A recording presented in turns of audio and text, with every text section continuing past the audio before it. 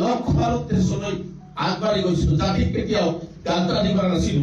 সন্মুখৰ পৰা নাখাই হলেও কষ্ট কৰি হলেও মানুহৰ পৰা ভিক্ষা কৰি হলেও সংগ্ৰাম অব্যাহত ৰাখিছিলো। আৰু তেনেকুৱা এজন ল'ৰা এনেকুৱা অৱস্থা কৰিছে, তাৰ মানসিক অৱস্থা কেনেকুৱা হ'ব পাৰে আপোনালোকে চিন্তা কৰক।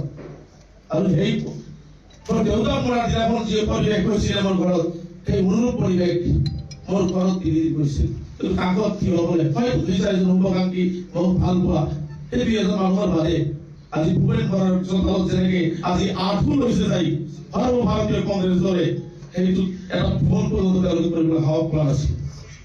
যি কি নহওক সেই সময়ত কিন্তু বঙাইগাঁও জিলাত গৈ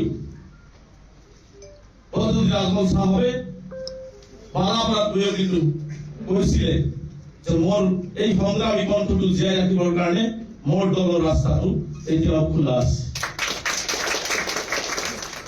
যোৱাৰ আগতো মোক শুভেচ্ছা দিলে সংগ্ৰামী কণ্ঠ অব্যাহত ৰাখিবৰ কাৰণে, মোৰ লগত ঘটা ঘটনাৰ কাৰণে আকৌ দৰ্জাটো খুলি ৰাখিলে যাতে সংগ্ৰামী হত্যাটো জীয়াই থাকে।